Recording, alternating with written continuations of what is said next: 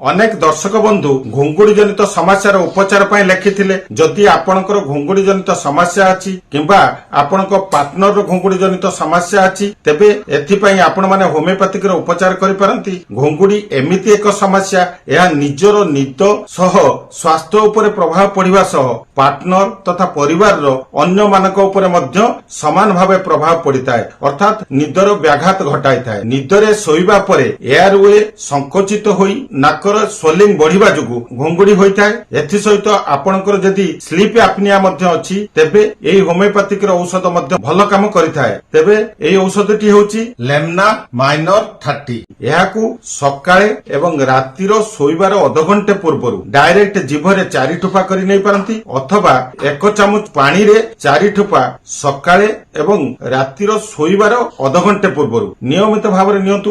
8 ରୁ 10 ଦିନ ବ୍ୟବହାର କରିବା ଦ୍ୱାରା ଦେଖିବେ ଆପଣଙ୍କର ଧୀରେ ଧୀରେ ଘୁଙ୍ଗୁଡି ଜନିତ ସମସ୍ୟା କମିବାରେ ଲାଗୁଛି। 20 ରୁ ମାସେ ପର୍ଯ୍ୟନ୍ତ ଆକୁ ଲଗାତାର ଭାବରେ ବ୍ୟବହାର କରନ୍ତୁ, ଦେଖିବେ ଘୁଙ୍ଗୁଡି ଜନିତ ସମସ୍ୟାରେ ଏହା ସୁନ୍ଦର ଉପଚାର ହୋଇଯିବ।